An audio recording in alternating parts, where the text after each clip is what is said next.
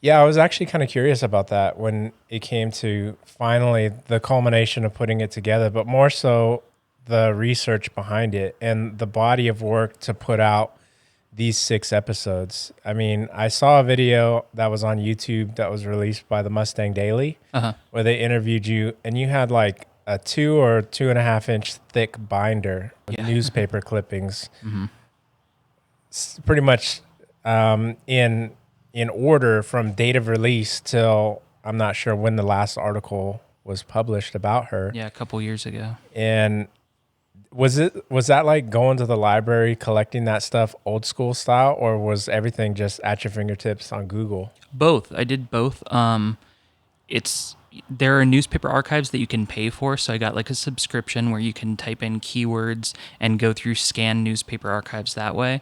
I did that through the Slow Tribune, which has a back catalog that goes back decades, and then I did it through newspapers.com or something where they have archived the Aurora Grande Times Press Recorder and the Santa Maria Times and all of those local papers. So I did all of those. I also went to several libraries. I got access to old yearbooks because like the suspect went to school in Aurora Grande, so Yeah. went through his yearbooks and found people he went to school with, people he knew, scanned pictures of them and stuff like that.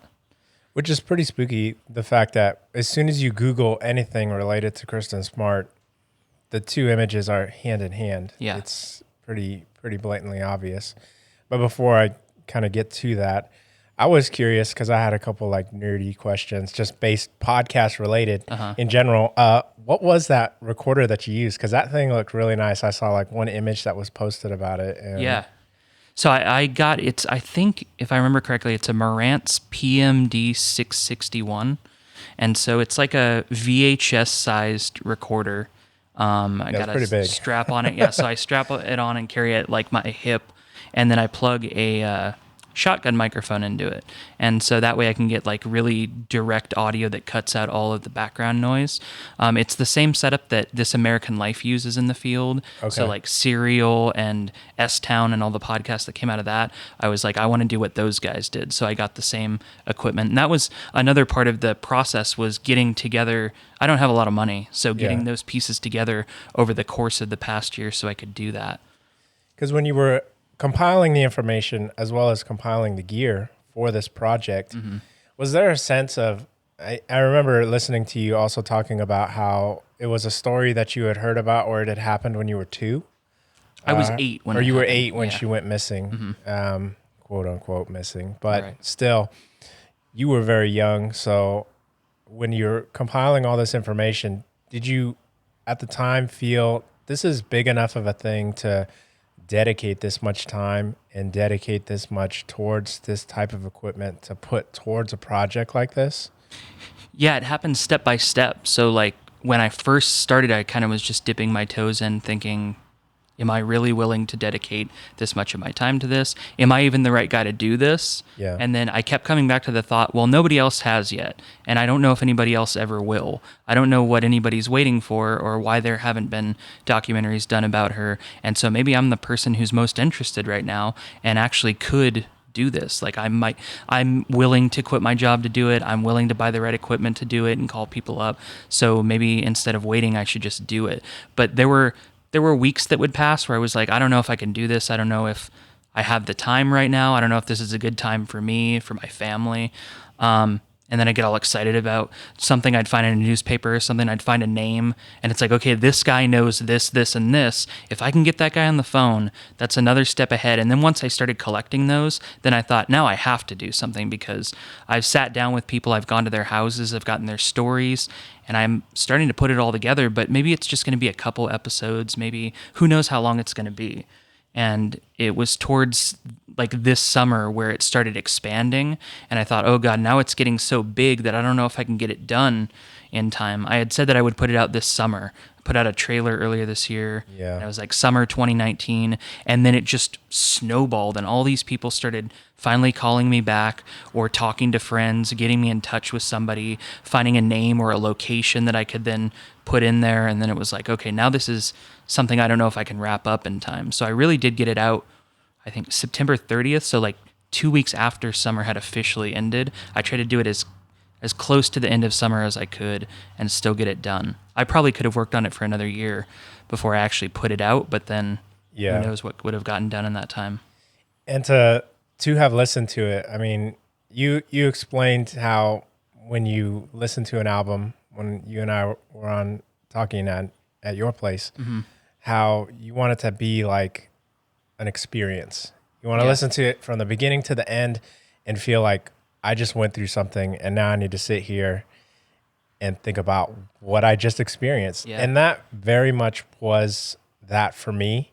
Like that definition of that was exactly how I felt right after I listened to the last episode. I had been having like these internal fights with myself. Like, I can't believe this or I can't believe that. My wife, I mean, I would come home, she would listen to episodes and she would be crying because, I mean, we're both parents. Yeah. So it resonates with us a little bit different than it would some of my other coworkers who they don't have children. And I mean, they're also listening to it too, or had listened to it as well.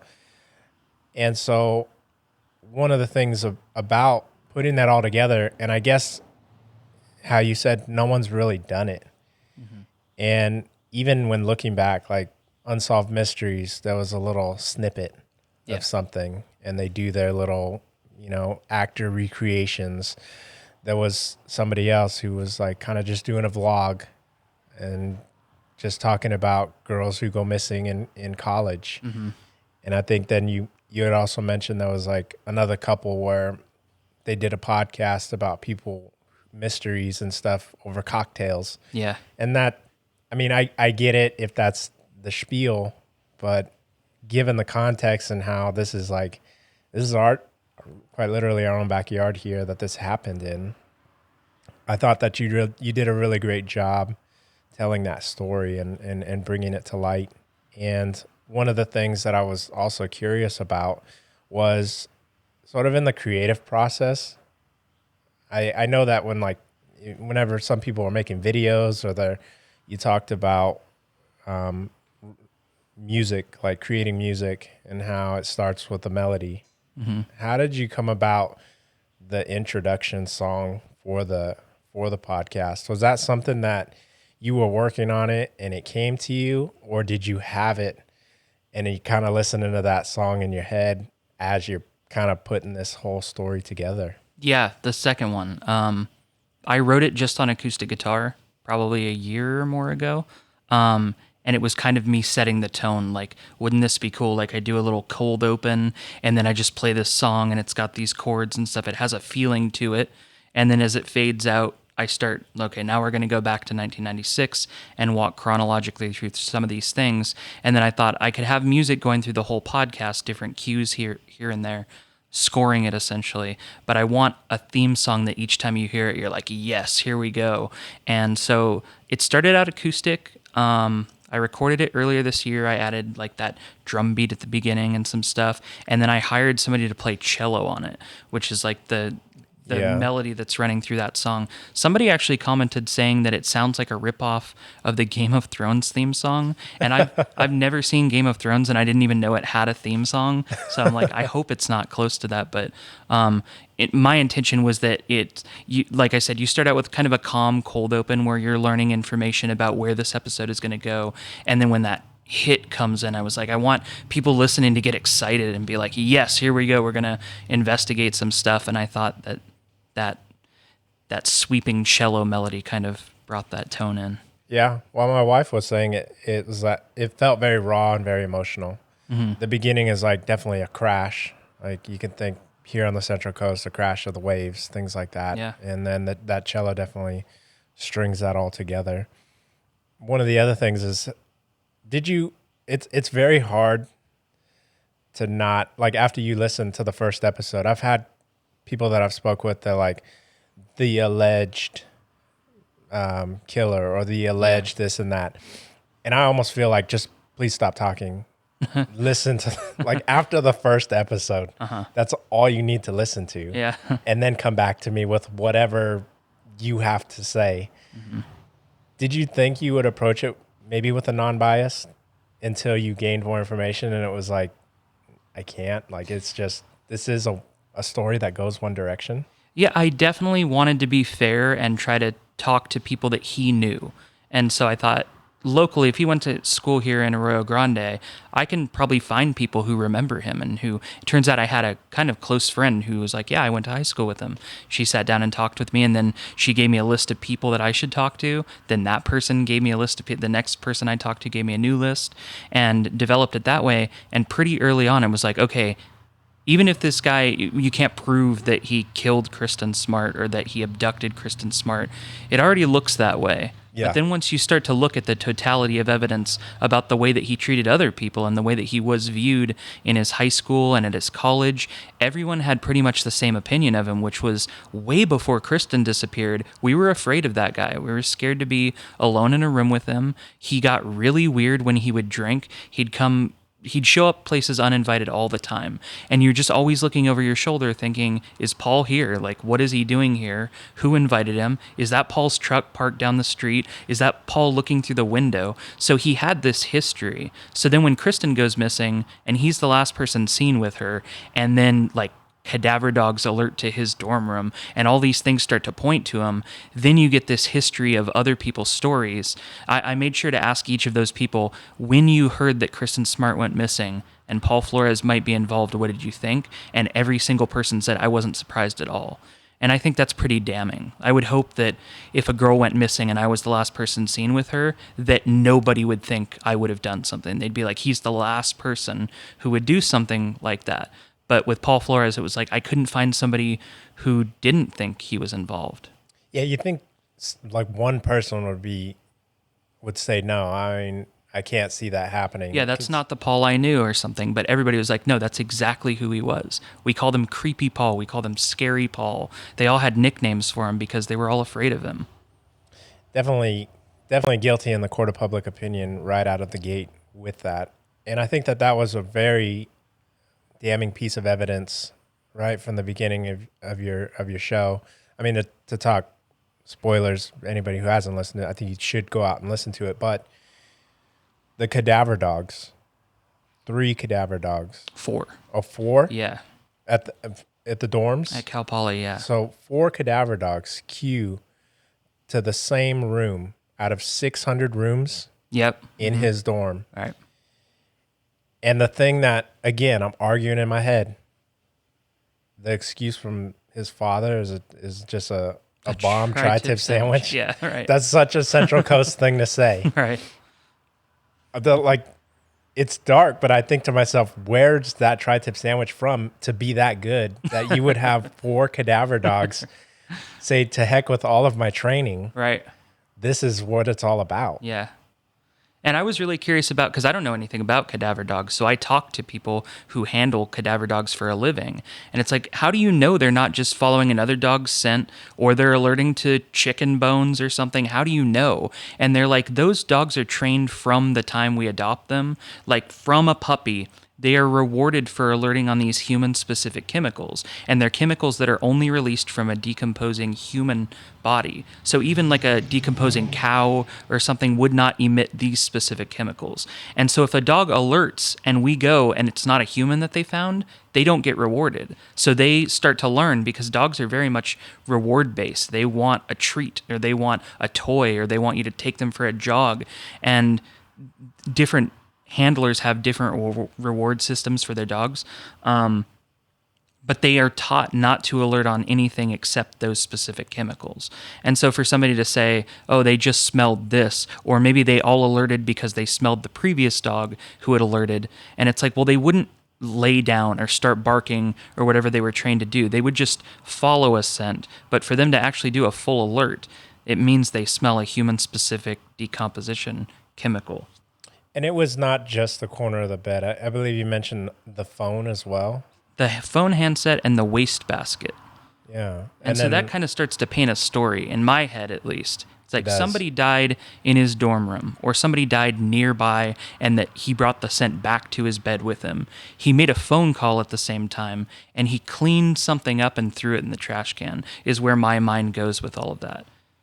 And so the time of events now, because we're dealing with the campus police, and this is before the governor at the time enacts the Kristin Smart related bill that then tells campus police to get local police involved immediately whenever something like this happens.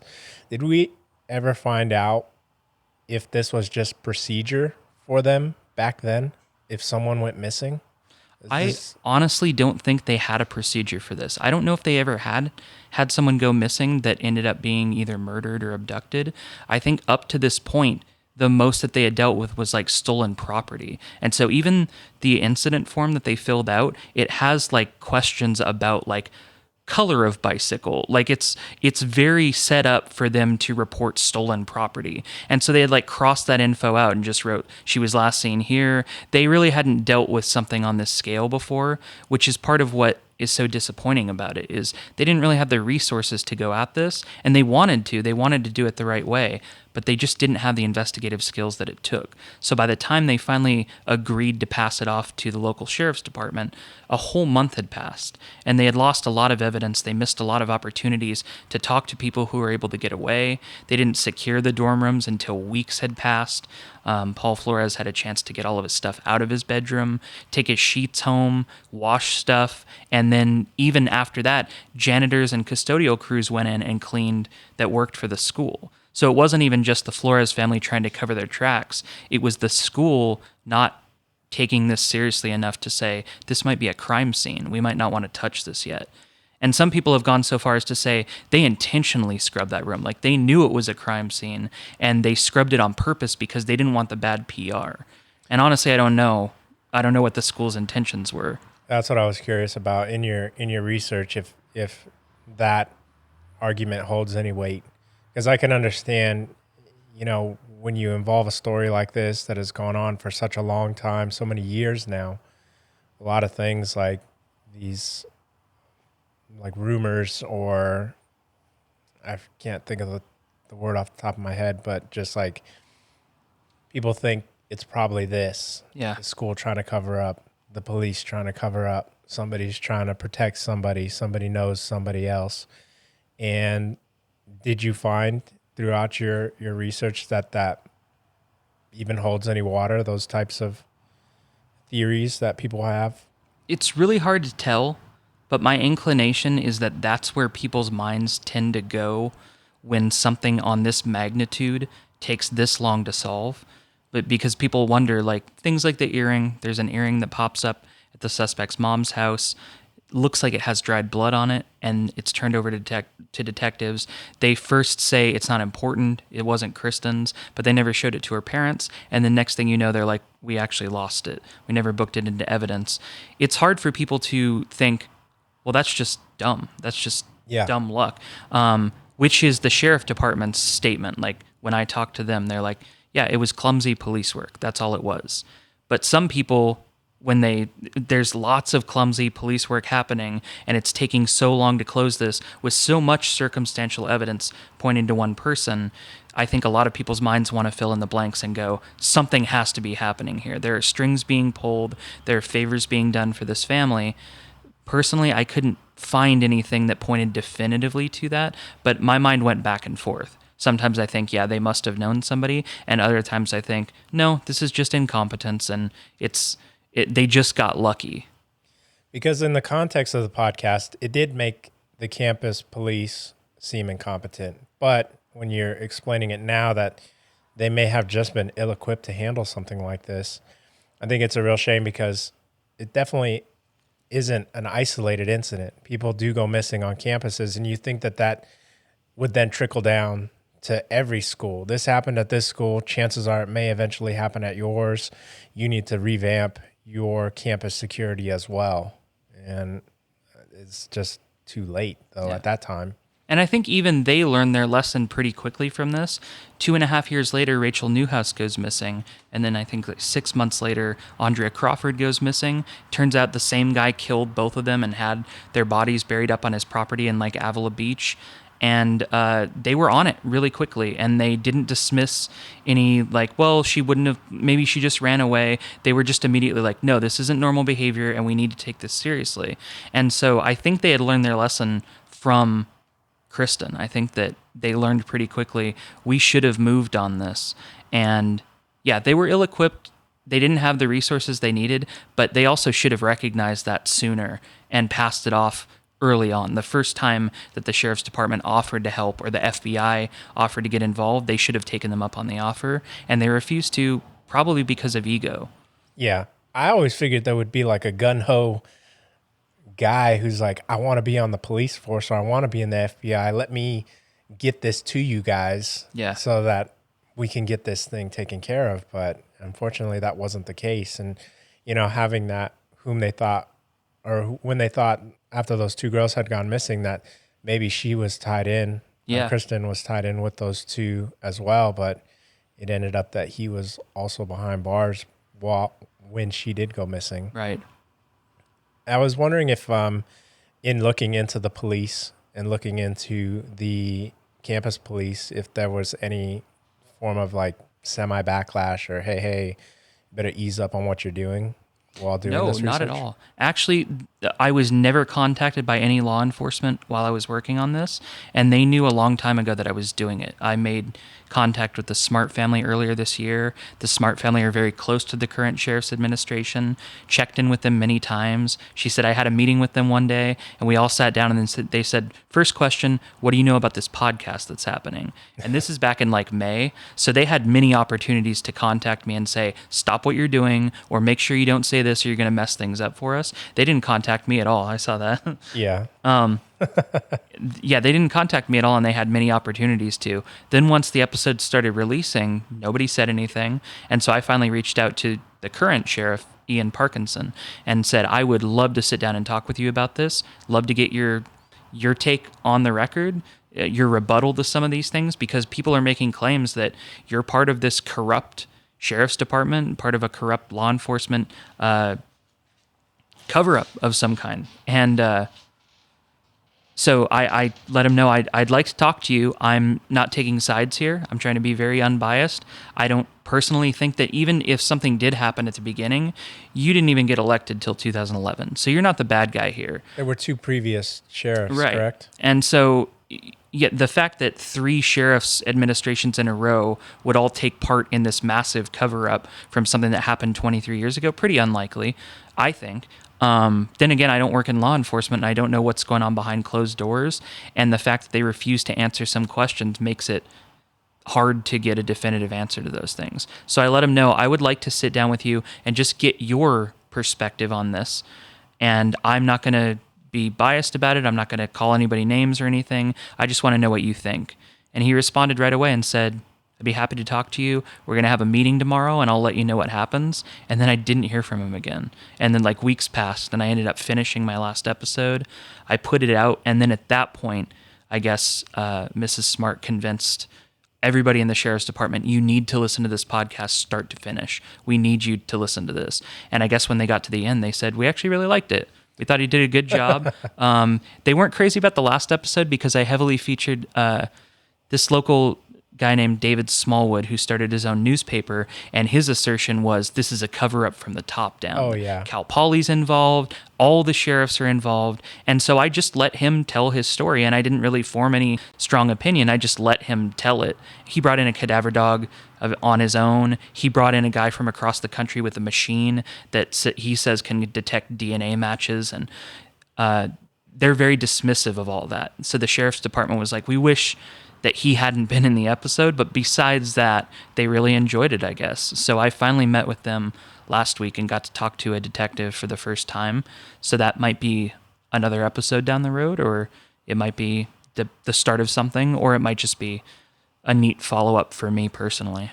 Because you did mention that if you gather, this was a question one of my coworkers had, if you gathered enough information, you may put out additional episodes.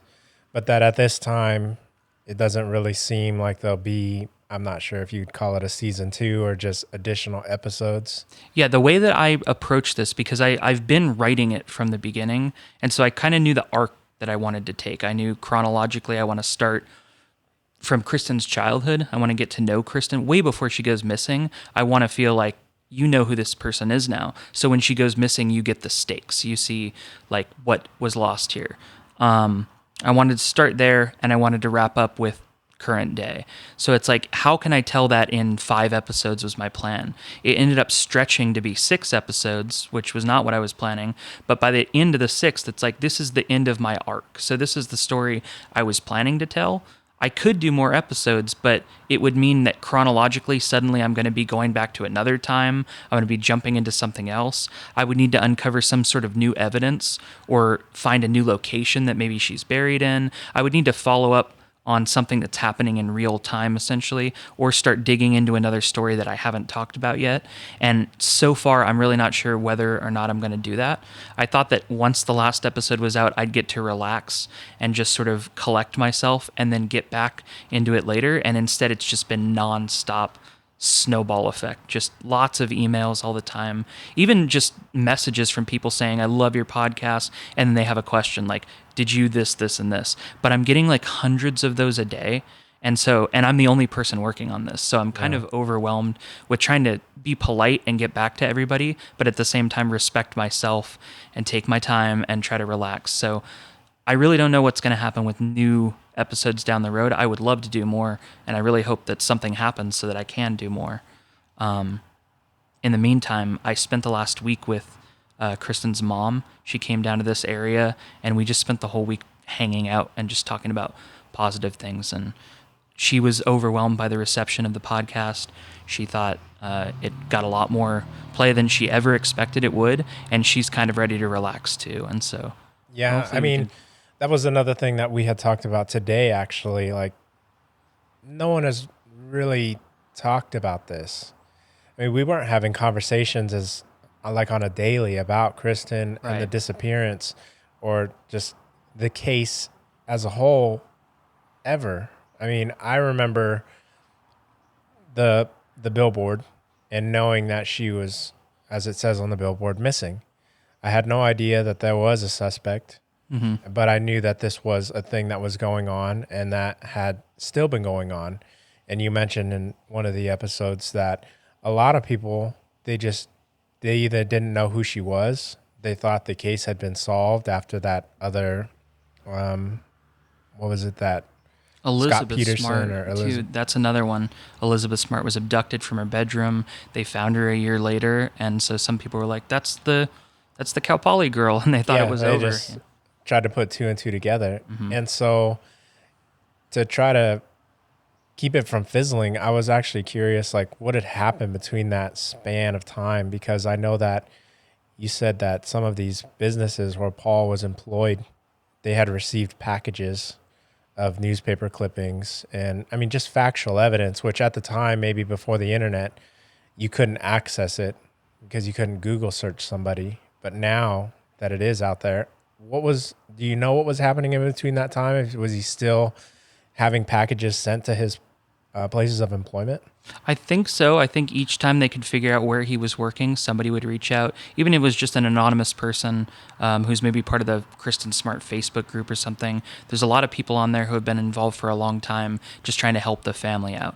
Because the family has a lawsuit against them by his parents, by the suspect's parents, for emotional distress and lost wages or something because they got fired from their jobs for this. And so because that lawsuit is still happening, it's stayed right now, they can't get involved too much. And so the Smart family tries to take a back seat and not encourage anybody to take anything into their own hands. It's very important that people are respectful and do the right thing and don't try to be a vigilante. But some people really want to help. And so that's the way that they've chosen to help, is reaching out to these businesses and saying, just so you know, your employee is the suspect in the disappearance of a girl and has refused to talk for 23 years. He took the Fifth Amendment. His parents have refused to talk. And so we're left with no answers, and that's who you're employing. Yeah. And so most companies don't want that sort of involvement. Like we just saw a lot happen over the last few years with the Me Too movement. Whole companies will cut ties with somebody over just an accusation because it's not worth their time to get the negative press that's going to come with this company is okay with this sort of thing. So they'll just cut ties immediately. So he worked for Coca-Cola. They dropped him. Most recently, I heard he was working for a temp company at some agency that adds flavoring to yogurts or something. and that he was doing some sort of lab work for them. And I think he got fired from that too. And I don't know where he's currently working, if anywhere. But he can't hold a job. He really doesn't seem to have much of a social life. I know he historically has had a severe problem with alcohol. Even going back to high school, he was getting DUIs, and he's got like 7 DUIs now. That's one of the most common questions that people have been messaging me is, how does he have 7 DUIs and he's not in jail? Yeah. And the answer to that is because he has served jail time throughout the years here and there. He served like an 8-month jail sentence once, and he served a year-long jail sentence once. And so I think the way that the system works is that they wipe those from your record once you serve some time, and you start over at 0. And I think you get a certain amount of time. I think it's if you get more than 3 in 10 years, and he got 4 in like 9 years. So they were a little lenient on him. And so each time that he served some jail time, they've wound back the clock and let him start over again. But he just continues to get them. His parents continue to bail him out of things. So his entire family have not been able to lead normal lives this entire time, which is what I tried to hit on in the last episode. Clark Baird, who went to school with Kristin, got involved with the efforts to search for her a few years back. He was excited when he heard there was a podcast happening, and he's like, this is a chance for me to talk directly to Paul, who has refused to listen, but he's probably going to listen to this podcast. So let's take the opportunity. And the tactic he took was, we don't hate you. Like, we just want you to tell us what happened. Do the right thing here. You could go back to living a normal life. Like, you and your family could have some peace, get a good night's rest for the first time in 23 years if you just unburden yourself and told us what you know. Because you know it's the right thing to do, and you're causing yourself a lot of stress and problems by not saying what you know. Which is pretty wild to have gone 23 years living like this. Right. I don't know how you can. I mean, maybe coping with alcohol, like you said.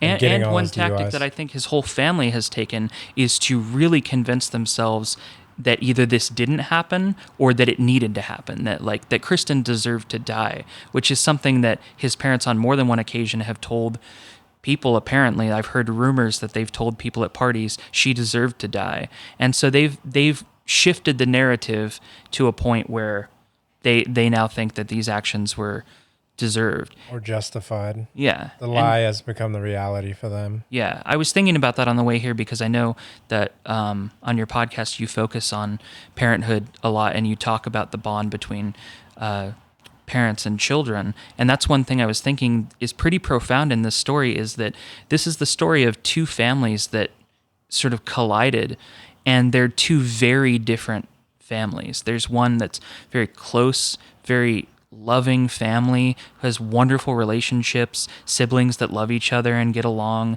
They travel together, they do everything together, and they have 3 very successful children who the other 2 smart children have gone on to be. They both tried out for the Olympics. They're like incredible swimmers. They both have families of their own now, and they're still very close and see each other all the time.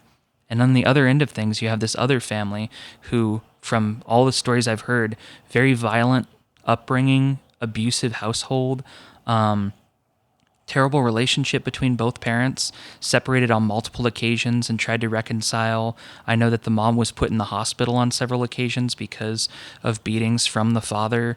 That I didn't know. Yeah, Wow. and so there's stuff going on behind closed doors. I don't know all the details. I just know what certain people have said they heard here and there. I've had coworkers of theirs call me and say, I don't want to talk on the podcast, but I do want you to know that at one point Susan Flores had her ribs broken, and we think that it was Ruben that did that to her. And so there's lots of stuff that was going on there. And then they have this child who from a young age is kind of a deviant.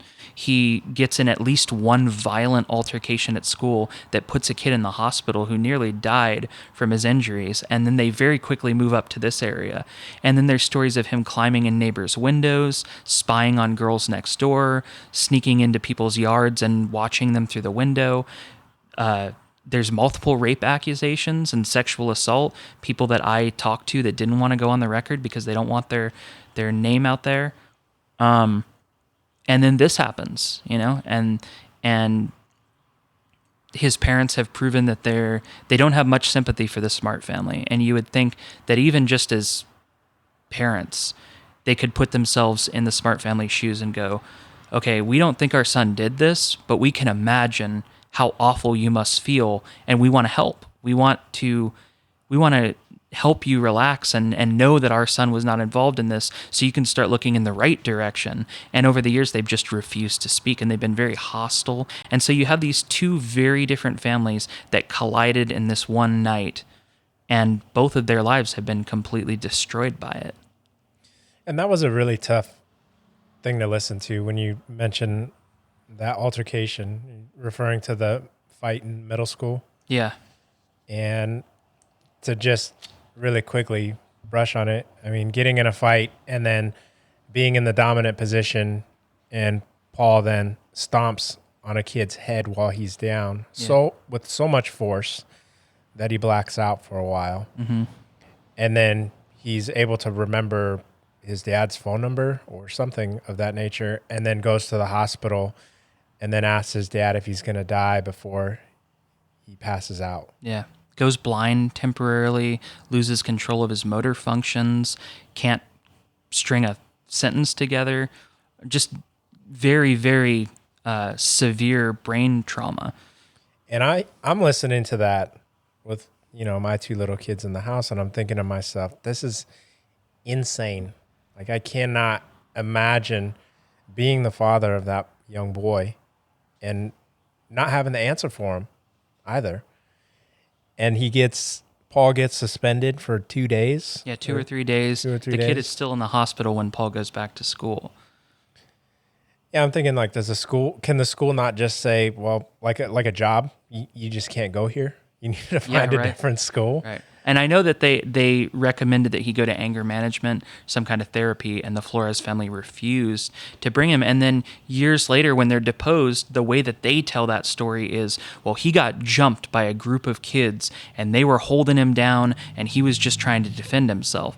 And from the kid that this happened to, that's not even remotely close to how this happened. That person did not want me to use their name in the podcast up until I played him Ruben Flores' deposition, and he heard the way it was described, and he's like, my blood is boiling right now. Put my name in there. Like, I'm happy to go on the record, because he couldn't believe that that's how it had been told by them. But I think what that demonstrates here is, again, everything that's happened in this has been because of the love that a parent has for their child. That some families are willing to go to that extreme because they love their child and they don't want him to go to prison. They want to make sure that he's okay and that he's not in trouble or he's not in danger. And so they've gone to great lengths, including putting other families through what they've put them through, because they just don't want their kid to get in trouble. And on the other end, you have the Smart family who love their daughter so much that 23 years have passed. In all likelihood, she's been dead that entire time, and they have refused to give up. They still are constantly trying to get the word out so that people will talk about this, which is why when I approach them, even though they're wary about the media and sharing their story because they've tried and it hasn't worked, I was somebody who was saying, I have no dog in this fight. Like, I am not going to make a penny off of this. I am not going to sell this. I'm not going to do advertisements. And I don't work for anybody. I don't work for a newspaper. I don't work for law enforcement. I'm just a guy who wants to try to help here. And I'm going to call people and I'm going to put together this presentation. As you were talking about earlier, it's sort of like putting together 6 albums. Each one of these episodes is going to be a full hour-long story that hopefully draws people in so that they feel what the Smart family has been through, which is something that a lot of people haven't understood all this time. They don't know all the things that the Smart family has been through over the years, or the letters they would send to the Flores family and the awful responses they would get back in the mail. They don't know all those things, and they're not together in one convenient place where they could have devoured them before in the way that you can with a podcast. Yeah. And your decision, I want to swing back to the parents' love for their children, but I mean, first, your decision to release it every Monday, with regards to the last one though, which you got a last minute edit to redo.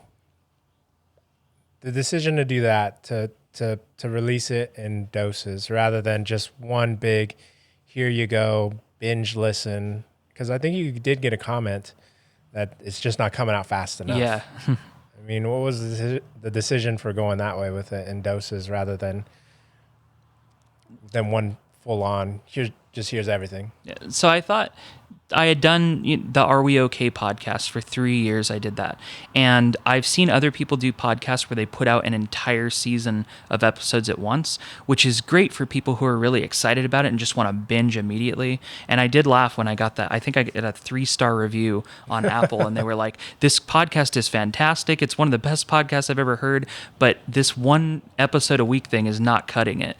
And just reading that, I thought, how like completely entitled we've become to like this Netflix thing where it's like everything comes out at once and I need it now. Yeah. But the benefit I saw to putting it out once a week is that every week I get to remind people that it's a thing. So if I put it out all at once, the people who are excited are going to listen and then probably forget about it.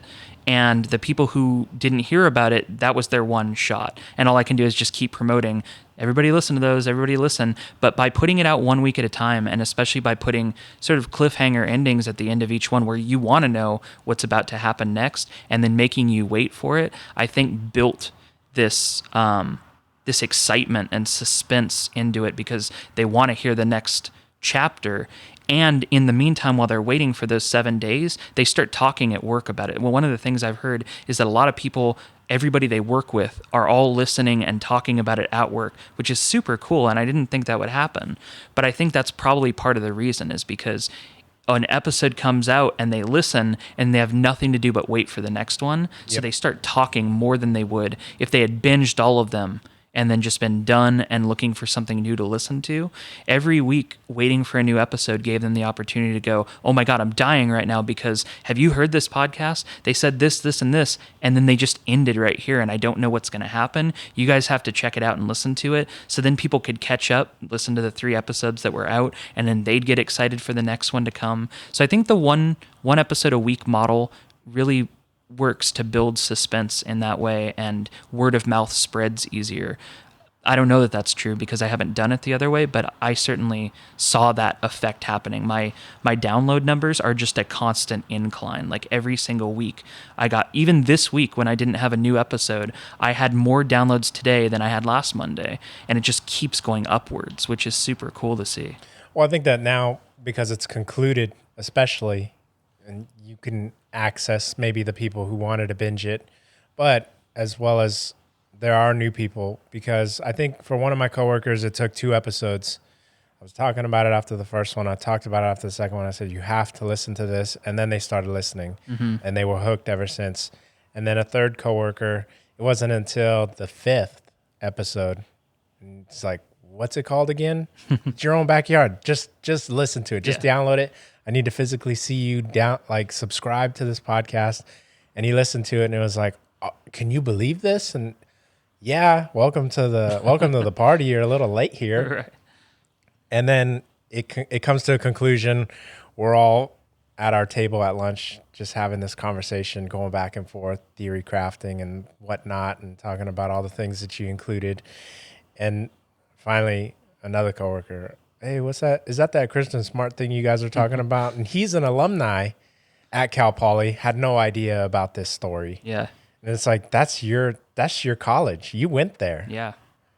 You should listen to it. Plus, you name drop a lot of local places, which as a local, I mean, hearing about those, it makes it even more personal. Yeah. I think. I know that your podcast was climbing the charts. I'm sure it still is. But for a lot of people who aren't from here, it's probably just as an intense story, but I think more so for us. Yeah, that's what sucked me in at the beginning when I started reading, and they'd mention like the corner of Crandall Way and Campus Way, and then they're mentioning different places on the Napomo Mesa.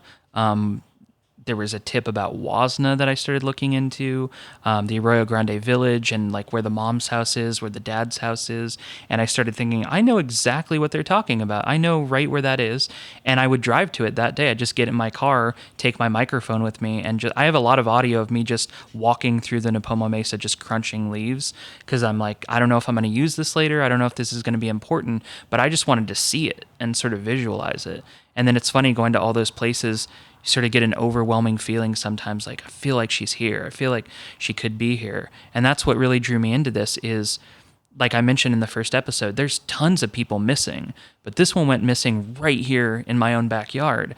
And it's somewhere that I can drive to and walk around, and I might be able to find her body if I know the right place to look. And any of us could do that. If we start talking about it in this area enough, and then we all take shovels and, legally with the right permission, start digging in the right places or set up some kind of search party, we could potentially find her. She's somewhere nearby. She's close to us. I don't think that her body was transported across state lines after she died. I think she was buried close to here. And that really sucked me in, because I thought that means potentially that one of us could solve this and end this for her parents. And when you talked about a parent's love, to circle back to that, I think that I had asked one of my other coworkers how he would feel. We both have sons who are the same age. My son is 4, his 4 as well. And it was pretty much hypothetical. How would you feel if your little boy, now in college, comes up to you, Dad, I made a mistake. I messed up. I need help. And I found that asking my coworker with the son the same age as mine, and then an old timer who I also work with, that the lack of information kind of dictates how much we're willing to help. Yeah. I mean, within reason.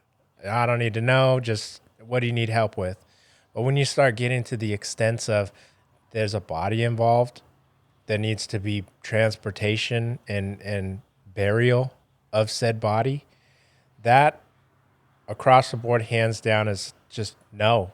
That's not a thing. I love you. I love my children. But that's nothing I would even fathom doing, because it's just, that's not only does it involve them as the parents, but what does that then do for the child who's now is an adult, and what does that do again for that other family at that point? I just can't see within reason how that is a different kind of love, I guess.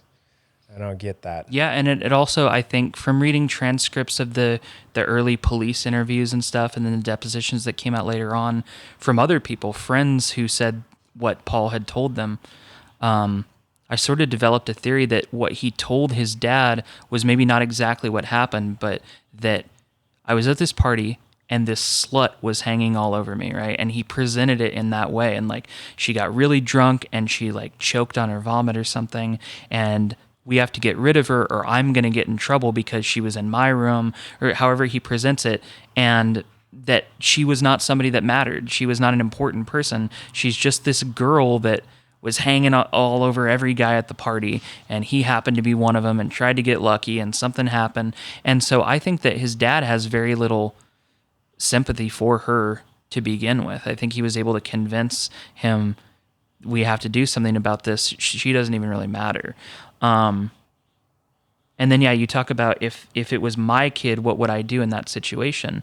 And I try to think of, let's say it was your son and you were positive that they didn't do it. You're like, I know my son wasn't involved. At that point, I would be like, why don't you just turn my backyard into a swimming pool? Yeah. Just dig up the entire thing, because you guys aren't going to leave us alone otherwise. You think she's back here. You think you're going to find something. Dig up everything. And when it's all done, I want an apology. And I want you to leave us alone. Yeah. And they've refused to do that in all these years. And then I touched on in one episode, not only that, they won't even move. They stay in that house. And the dad stayed in his house. Because they can't. All these years, because something has to be there. And at this point, I have so many theories about where her body has been and could be today that I doubt that she's there at this moment.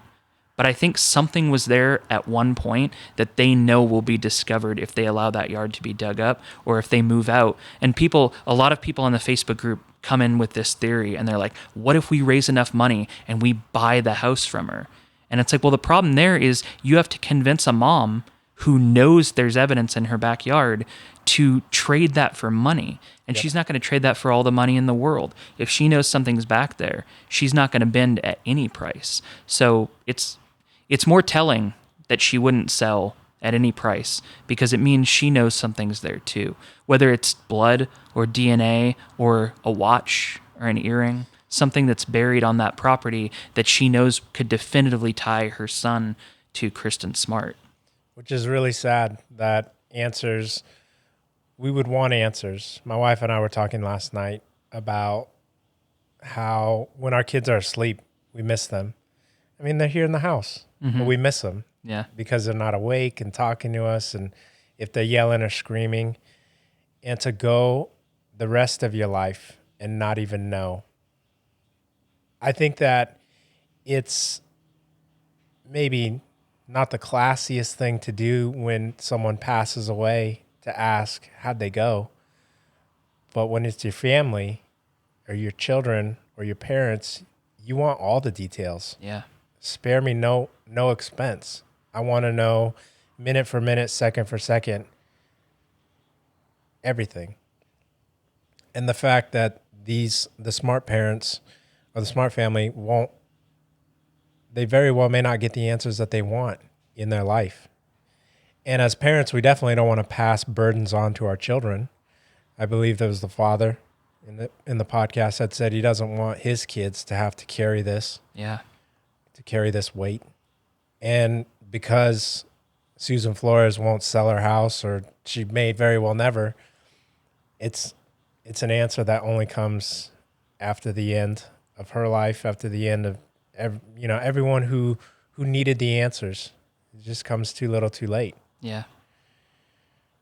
I think that's a real shame. I think you visualize the worst possible scenario as a parent, and I think that Mrs. Smart has played out over the years. Maybe this happened to my daughter. Maybe this happened. She's theorized at some points, maybe the reason nobody at that party will talk is because something happened to her there. Maybe multiple people were involved in her death, and it took place right there at the party, and Paul just took the fall for it or something. And then she sort of, the evidence does not point in that direction, so she kind of goes away from that. But still, multiple times, it's like when they were digging up on the Cal Poly P, she's wondering, how could he possibly have gotten her up there? Yeah. Was she dead and he's carrying this 6'1" girl over his shoulder on this hike up a mountain in the middle of the night and nobody saw it? Or was she alive and she went up there willingly? Did he try to have sex with her up on top of the mountain and then she died in the process? So she's had to visualize over the years all these different possibilities. And that's the worst position that a parent can be in. The not knowing is probably the most painful part. It's like, I'd rather hear anything than have to wonder what it was and fill in the gaps with this horrific stuff. It definitely puts everybody in a prison, I think. The parents in their minds and in their hearts, and the Flores family in their homes. And pretty much unemployed or unemployable. Mm-hmm. And it was even mentioned that there was like a plea deal that was brought up at one point. Yeah. We'll help show you or direct you for 6 years. And you're thinking 23 years later, that 6 years would have been nothing. Yeah. But now, all of this, it's just, it gets frustrating. Yeah. I'm getting frustrated as I'm recalling and I keep it, doing, because I get so deep into the details of certain friends' names or people who saw something, calling witnesses on the phone, and I get really into the details. And every so often, I just have to zoom completely out, and I'm like, God, where is she? It's just, that's the frustrating part for me is I know she's local. I know she's here. Where is she, though? And there's just so much space. You get overwhelmed sometimes. Like I talked in the podcast about this tip I got about a family that had found a red shoe, and maybe that's somehow connected. Maybe it's not at all. But even on my drive out there, I'm just looking around going, there is so much opportunity to hide a body out here. Just a single one of those thousands of trees that I'm looking at, you just pick one of those trees, and if the body's under there, what are the chances that anybody's looked under that tree in the last 50 years, in the last 23 years, the chances that somebody's gone up there and looked, because she could be anywhere. She could be anywhere that there's an opportunity to conceal her. And I can't imagine being her dad and all the times that he came down here by himself, looking everywhere that he could think of. And then he came down with friends. People came down from their hometown to help. But every time you're looking and you don't find her, I just wonder how hopeless you must feel. Because that is some distance. I mean, Stockton and here, it's not like it happened in their neighborhood. Yeah. And they can just after work go take a look or something like that. It happened very far away from them. So it becomes much more of an issue. And I think that that's what I went brain dead for a second. But, how has this affected you? Because, I mean, to dive into it and to be zoomed in, even zooming out. I mean, you mentioned you get laser focused when you're working on projects. Mm-hmm. What mark has it left on you so far? It's hard to tell because it kind of moves in waves sometimes. Sometimes I'm just able to get my mind off of it and have a nice day like I did this past week. Like just being with Kristin's mom, we went out to brunch together and we just talked about other things and we had a nice time. And then every once in a while I have that reality check where it's like, this is Kristin Smart's mom that I didn't know a year ago. And now we're pretty close. Like we have a good relationship. And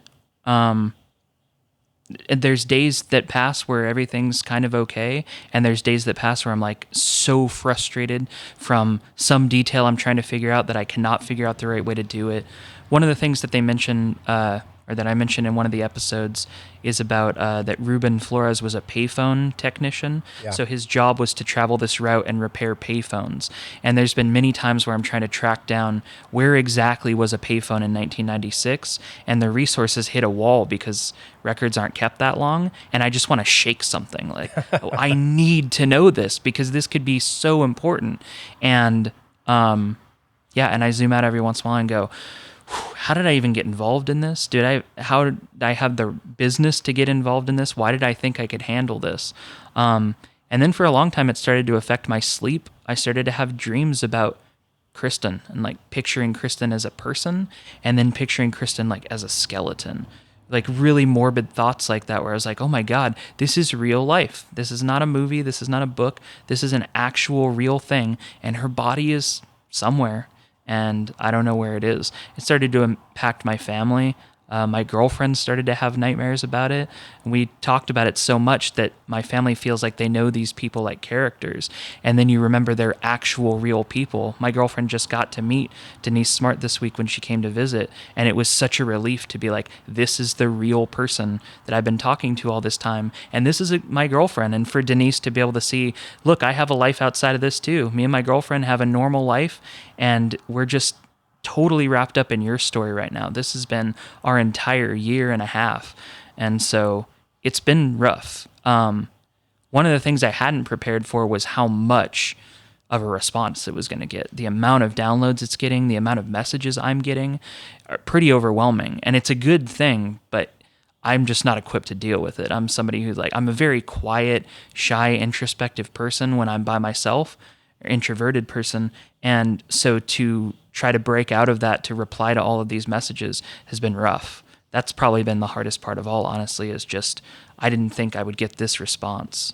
Yeah. And I think to create the work as a creative person, I think it's more about just doing that than everything that comes with it. I'm pretty sure if it just got as many downloads and all this other stuff that you would be happy with the impact. But then there is that response that people want from you now. Yeah. You're like the go-to guy, and that's got to be pretty tough to deal with. Yeah, I'm just not the right type of person for that. I'm sure there's people who that is their thing in life, but I haven't really figured out how to balance it yet because it's not something I'm used to. So last night there was a candlelight vigil that somebody from the group put on because they were inspired by the podcast.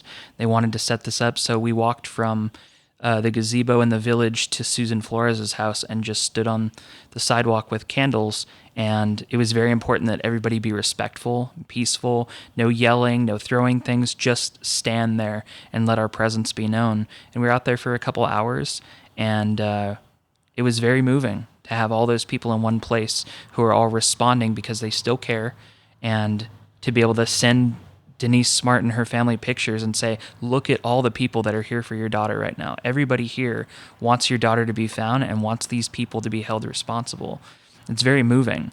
And so it was hard to, because people want to come up and talk to me about the podcast, and which I appreciate, but at the same time, it's like, I really would rather not be the focus of any of this because, one, I don't deal with attention well, and two, this is about Kristin, and I'm here to support Kristin too, and I love that people came out because they listened to the podcast, but I don't really know what to say to you. I'm glad, Yeah. but I'm not somebody who's used to dealing with this kind of attention.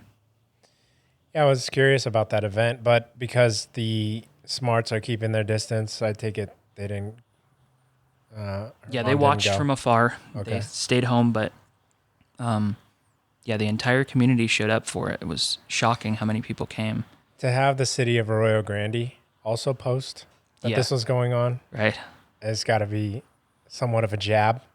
Yeah, that's what my girlfriend was saying. Can you imagine if your entire town thought you were guilty? Your entire town is like, because the village of Arroyo Grande also shared my podcast when it was 2 or 3 episodes in. They were like, everybody go listen to this.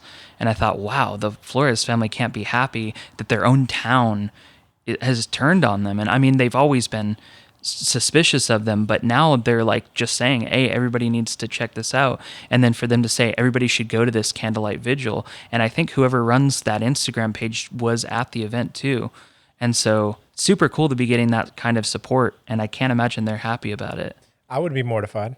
Yeah. I mean, if the town of Napomo were to say anything about me Yeah. in a negative light, I think anybody would be. And you said that you think, or you have a pretty good inkling that the Flores family keeps their finger on the pulse of what's going on, and with regards to definitely the Facebook group, and Yeah. I'm sure your podcast is definitely on their radar. I think so. And I think I've been on the news a few times in the past few months, and I thought that sucks because now they probably know exactly what I look like. They know more about me than I'm comfortable with. But at the same time, there's been other activists over the years who have done way more than I've done and have like actually crossed some lines that I wouldn't cross, and nothing happened to them except like a lawsuit.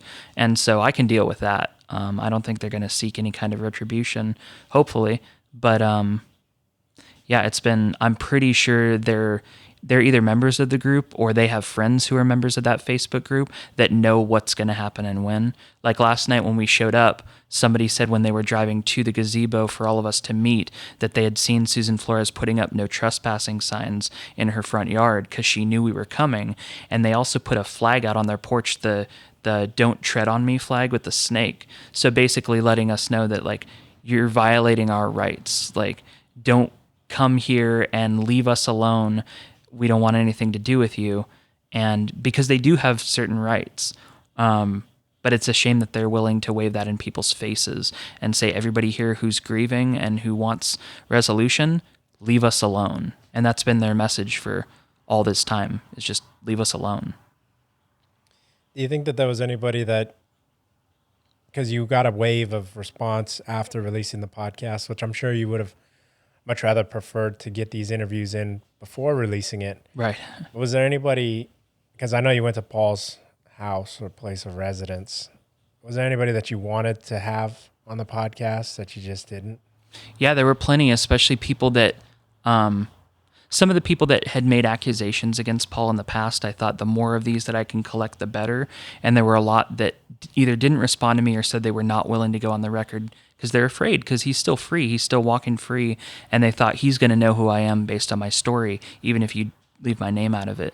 And so I really wish that I could have, I don't want to say convince them because it's their business. If they don't want it out there, I understand. But I I wish that I could have collected more of those sorts of stories.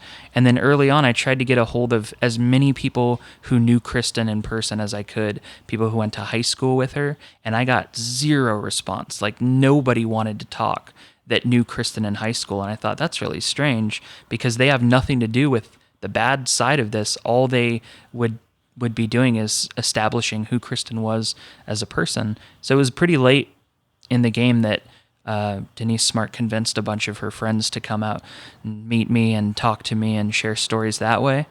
But I still wish there were more.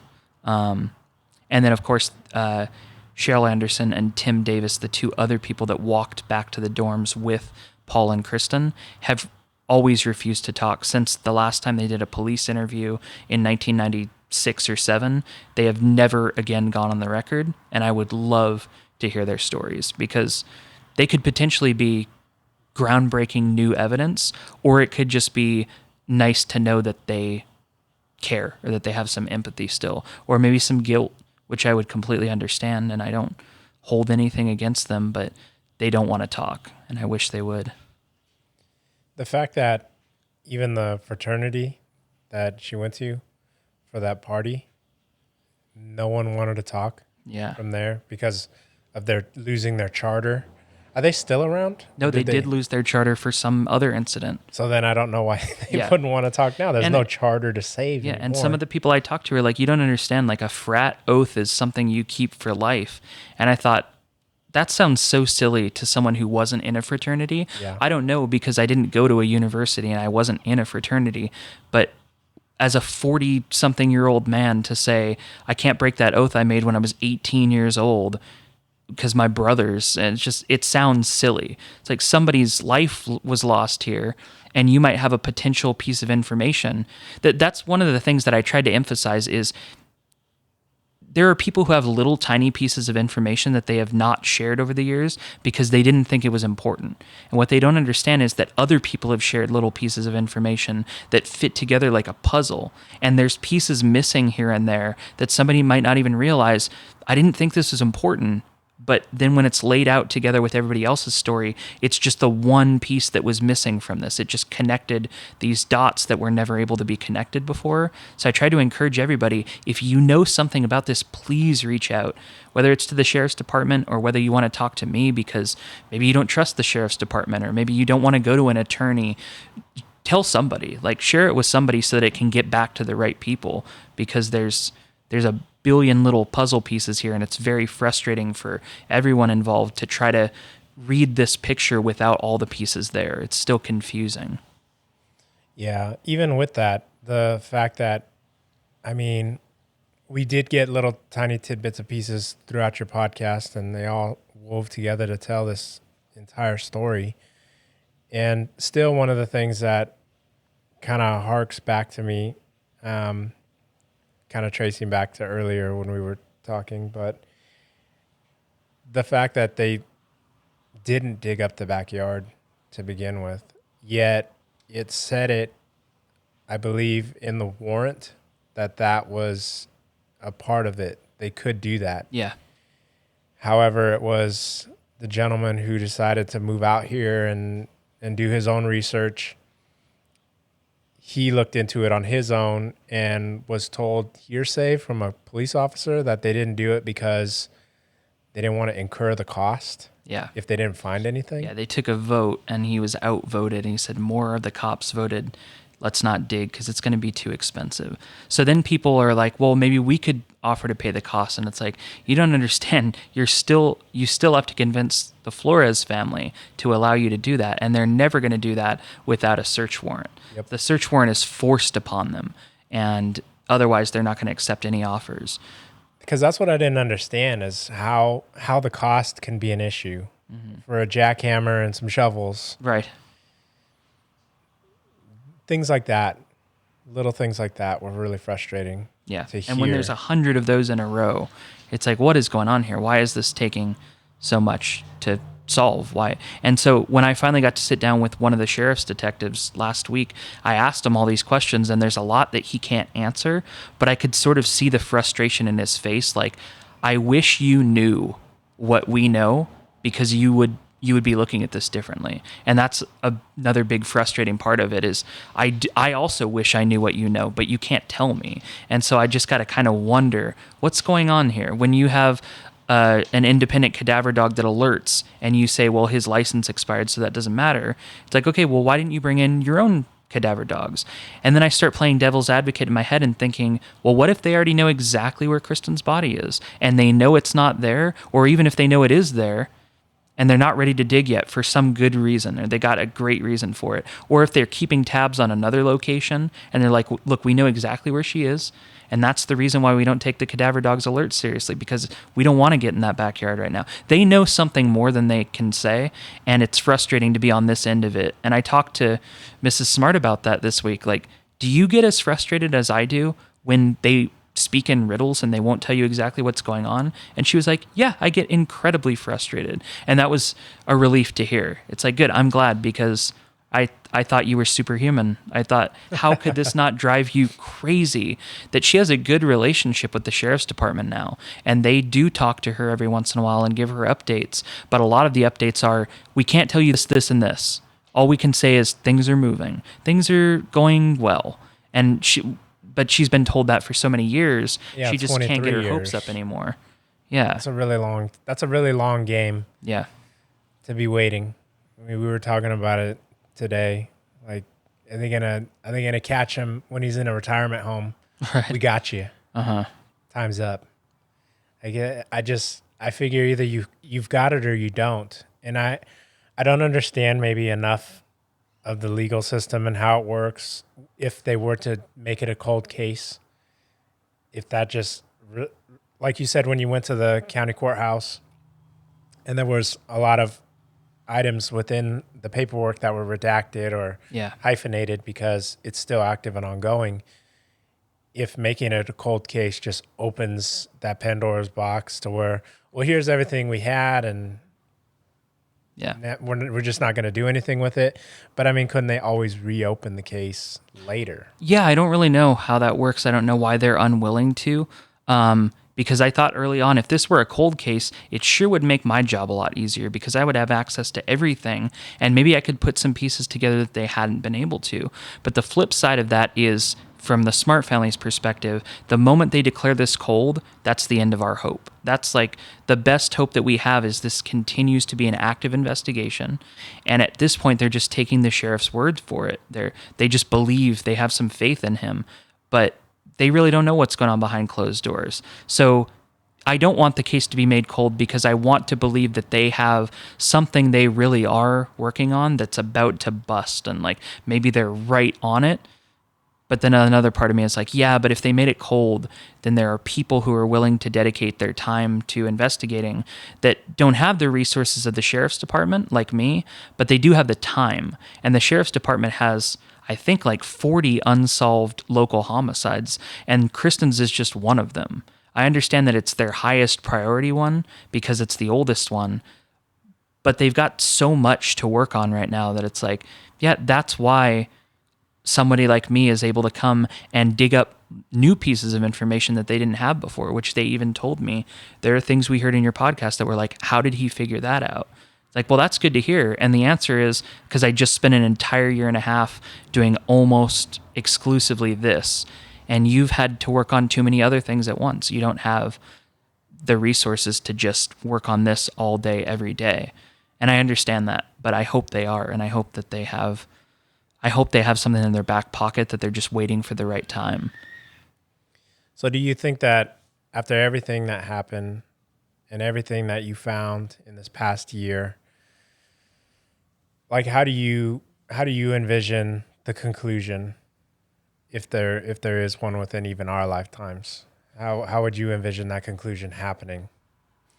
The impression that I get without being explicitly told, because they can't say anything, but the impression that I've gotten is that their priority is to get the person who did this, like to convict the person who did this. Secondary to recovering Kristin's body, which is my priority. That's where I would say I would much rather find her than worry about who gets punished for it or what the punishment is. That's a legal thing. But I think that the way that they're set up, the sheriff's department working with the district attorney or whoever they're working with, I think their main concern is we have to put together a solid case and do something about it. We have to act on it. And that's where I was trying to get information out of the detectives, like, do you know where she is? Or like, are you looking in a certain place? Like, is that something that you're even interested in? And it sounds like the priority is step one, convict, and then hopefully figure that out down the road, maybe.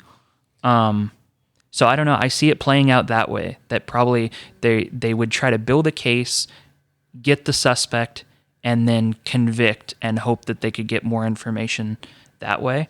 But I'm pushing so hard for them finding her body, and I'm trying to get other people involved in finding her body, that I'm hoping that maybe we'll work simultaneously and get both of those things done together. Maybe she'll be found based on something that I'm able to dig up, or based on somebody that I meet that they maybe hadn't talked to yet, introduce them to the sheriff's detectives and say, tell them what you told me and let's do this. Like, let's get this done.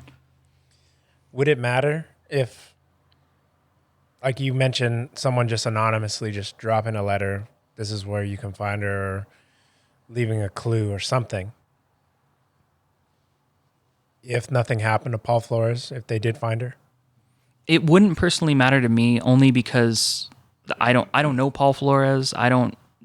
It really wouldn't do anything for me. Also, I've been such an advocate for so many years of compassion and kindness and all of that. Not to say that he deserves that, but it's just really not my wheelhouse. I don't really deal in punishment or revenge or anything like that. I'll leave that up to professionals to deal with. I could really care less if he gets what's coming to him. I think he's served, that time already. And like Clark said in my last episode, you guys have been in prison all along. Your whole family is in prison in your heads. Like, yeah, you've been able to walk free and live life, but not a good life, and not the kind of life that you could have had if you would have come clean all those years ago, served that 6-year sentence, gotten out and gotten married and had kids and moved on. Yeah. You didn't get to do that. So he's already been punished.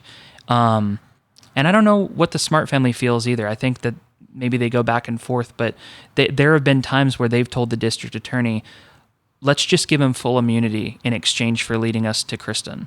Let's just give him full immunity. And the DA refuses because they want him punished, because that's their job.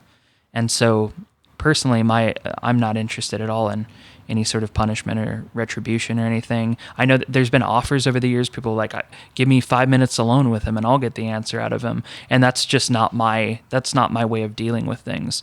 I'd rather sit down and have a nice, compassionate conversation with him and come out of it and be like, I know where she's at now, and I would be happy to share that information with the right people. I don't really care what happens to Paul Flores as a result, but I would love to reunite her family with her. I think I'm on that same page with that. I mean, but coming from a parent perspective, it's at some point, as time winds down, I would want to know where my child is. Yeah. And that would be my main priority with the remaining time that I have of my life. And whatever happens, that's for the living to worry about at that point. And as long as I would have that peace of mind. Yeah. So I can understand why they would approach the DA and say, just do full immunity. We just want an answer. Yeah. And personally, I'm very moved emotionally. I think one of the most powerful acts is when somebody is able to forgive somebody for the worst of crimes. And so when you see a murderer, someone who's convicted in court, and then the victim's parents will get up and say, I forgive you. And usually the murderer ends up weeping. Like, it's just a very emotional thing. And I've heard several stories like that, and it's always very moving to me, because it's fairly easy to forgive someone of a smaller infraction, but when it's something like taking your child's life, there's no greater challenge than, are you able to forgive somebody for that? And so that's where I think, even in a case like this, I think that the Smart family they're good, kind people, and I think that they could forgive him if he would come forward and say what happened. If he was the person, and that's what we tried to hit on in the last episode, Paul could be the hero in this, even though he is also the monster in this. He's the reason that this all happened. He has the opportunity to come forward and say, I'm going to be the guy that ends this and helps you find answers. I'll be the guy that does that. And I think in that case, they would be willing to forgive him down the road, maybe even immediately, because it would mean so much to them, because they've spent so much time looking for answers. And so anybody who has answers at this point could become the hero. But for Paul Flores himself to do it would be an incredible turn of events for everybody. Yeah, I agree. One of the things you started out with in this, I think, was to get a conversation started with people, to spark that inspiration in people and motivation in people. I think that was very well apparent in the vigil that happened last night. I think it's been apparent in my personal life with my wife. We talk about this at work. We're talking about this online, on the radio. People are talking again about this. What, if anything, more than just talk and conversation and inspiration did you hope to leave by putting this body of work out, or were those the things that you aimed for? Yeah, those are the important ones, but also that I had heard an interview from a few years ago where Denise Smart said, our biggest fear is that Kristin will be forgotten. And I really thought maybe at the very least I could put together a documentary that is, who was Kristin Smart? Let's just really get to know Kristin Smart and leave behind something so that nobody will ever forget who she was. And luckily that ended up being my first episode, that it starts out with who was Kristin, what was she like, what did she like to do, what do her friends remember about her, what does her family remember about her. That story that Denise tells about when their son was born and Kristin was in the hospital and she's like, where are his shoes? I just thought, like, little moments like that, I thought, I'm so glad that I can put this on the record and that will always be there for people to listen to this story and take away, oh my God, I feel like I got to know this girl. That was a big priority for me, and something that when I listen to other true crime podcasts, which at this point I'm kind of burnt out on, just true crime as a genre is not really my thing anymore, and it never really was, but a good one will really grab me. And I thought the ones that do it right are the ones where you feel like the victim is a real human being and you know who they are long before the gruesome details of the crime, which is the part that sucks people in. They're like, ooh, this happened and there was blood found here. And it's like, yeah, but I've listened to a lot of true crime podcasts or watched documentaries where I thought at the end, I don't even really know who that girl was. They told me her name and they said a few things, but I didn't feel like I got to know her. And I wanted to try to do that as best as I could. So to get her story documented, but also to get people talking again, because I think somebody in this community knows more than they've told so far. And I'm right here. I'm right in this area.